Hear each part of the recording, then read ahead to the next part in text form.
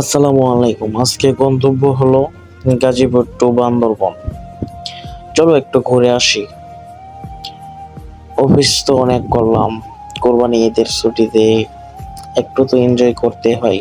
তো ঘোরার জন্য বাছাই করলাম বান্দরবন। আমরা একটি বাসে গাজীপুর থেকে উঠে পুরো বান্দরবন ঘুরতে চেয়েছিলাম, কিন্তু এরকম হবে না। পরে বান্দরবন যে টাউনটা সেখানে নামিয়ে দিলাম ওর বাসটি। পরে একটি আত্মীয়র বাড়িতে যেয়ে রেস্ট করে বেরিয়ে পড়লাম যে পরবর্তী গন্তব্য যাওয়ার জন্য। পরবর্তী গন্তব্য হলো সেই এলাকাটা একটু ঘুরবো, এনজয় করব। এই হাঁটতে হাঁটতে আমরা যাইতেছি আর দেখতেছি প্রাকৃতিক এই সৌন্দর্যগুলো। আর একটা বিষয় বলি, আমার ইউটিউব চ্যানেলটি হলো MFC TV1 আর ফেসবুক পেজ হলো FCV টিভি।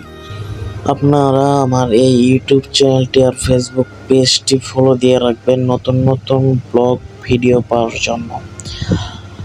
আমরা কথায় আসি, বান্দরবন এই এলাকাটি ঘুরে শেষ করা যাবে না। অনেক জায়গা আছে, তোমাতঙ্গি অনেক জায়গা আছে, আপনারা ঘুরে শেষ করতে পারবেন না এই বান্দরবন। আপনাদের বান্দরবন ঘুরে শেষ করতে হলে অনেক দিন চলে যাবে, বান্দরবন শেষ করতে পারবেন না। বান্দরবনে অনেক জায়গা আছে। অবশেষে একটি সিএনজি বা কি জানি বলে এগুলা নিয়ে রওনা দিলাম। সামনে শুনলাম যে পাহাড় থেকে নাকি মেঘ ধরা যায় আর কি, পাহাড়ের উপর দিয়ে মেঘ যাচ্ছে। সেই জিনিসটা দেখার জন্য আমরা একটি সিএনজির মতোই কি জানি বলে এটা, সেটা নিয়ে নিলাম সামনের দিকে যাওয়ার জন্য।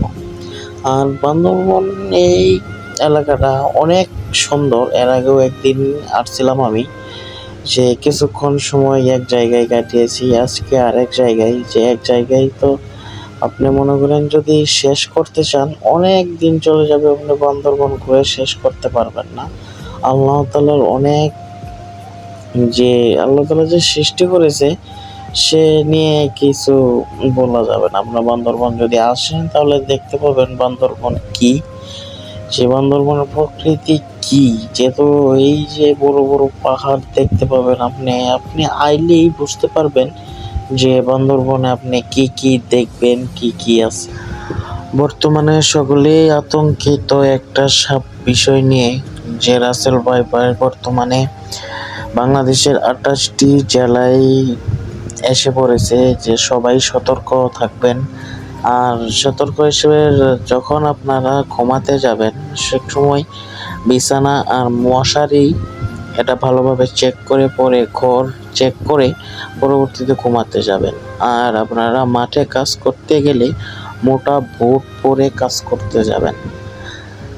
বর্তমানে কিন্তু এই সাপটি অনেক জায়গায় ছড়িয়ে পড়েছে আর অনেক জনের মৃত্যু হয়েছে এই সাপের কামড়ে। আমরা অবশেষে প্রায় কাছাকাছি এসে পড়েছি।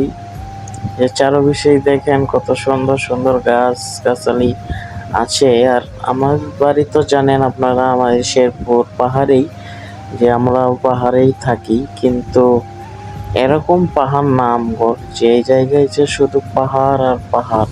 আমগর ওই সাইডে যে পাহাড় আছে কিন্তু তেমন না। এই জায়গায় যে পাহাড়গুলা অনেক বড় বড় পাহাড়।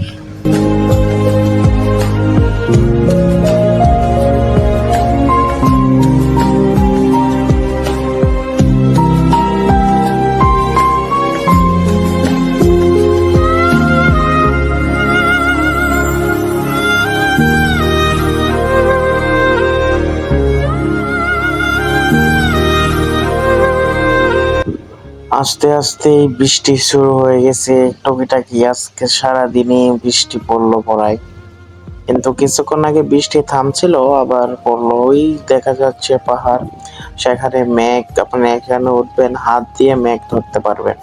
আমরা সেখানে যাব অবশ্য, দিক কতটুক যাইতে পারি, হাঁটতে থাকি, দিক কতটুক সামনে এগোতে পারি।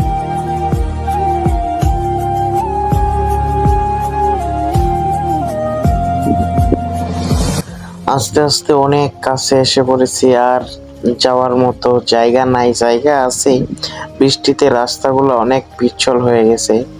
আপনারা দেখতে পাচ্ছেন মেঘ পাহাড়ের উপরে দিয়ে যাচ্ছে, পাহাড়ে ধাক্কা খাচ্ছে। আপনারা সেখানে গেলে আপনার হাত দিয়ে সেই মেঘগুলা ধরতে পারবেন। কত সুন্দর একটি দৃশ্য। ভালো থাকবেন সকলেই, ভিডিওটা এখানেই শেষ করে দিব।